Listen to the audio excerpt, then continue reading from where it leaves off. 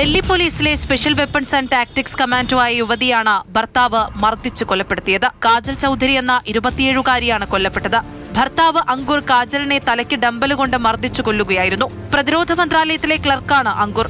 കൊല്ലപ്പെട്ട സമയത്ത് 4 മാസം ഗർഭിണിയായിരുന്നു കാജൽ ചൌധരി. സാമ്പത്തിക വിഷയങ്ങളുമായി ബന്ധപ്പെട്ട തർക്കങ്ങൾക്കു പിന്നാലെ ജനുവരി 22-ന് രാത്രിയാണ് കാജലിന് മർദ്ദനമേൽക്കുന്നത്. ഗുരുതരമായി പരിക്കേറ്റ കാജലിനെ ആശുപത്രിയിൽ പ്രവേശിപ്പിച്ചെങ്കിലും ചൊവ്വാഴ്ചയോടെ മരണത്തിന് കീഴടങ്ങി.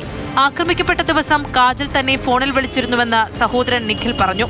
കാജൽ ഫോണിൽ താനുമായി സംസാരിച്ചുകൊണ്ടിരിക്കവെയാണ് അങ്കുർ ഡമ്പൽ കൊണ്ട് സഹോദരിയെ മർദ്ദിച്ചത്. ശേഷം കാജലിനെ ആക്രമിച്ച വിവരം ഫോണിലൂടെ അങ്കുർ തന്നെ അറിയിച്ചെന്നും നിഖിൽ പറഞ്ഞു.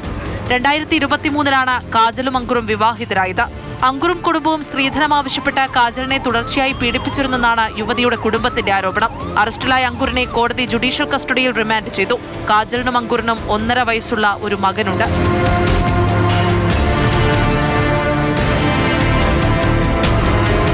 Crime desk, Mathrubhumi news.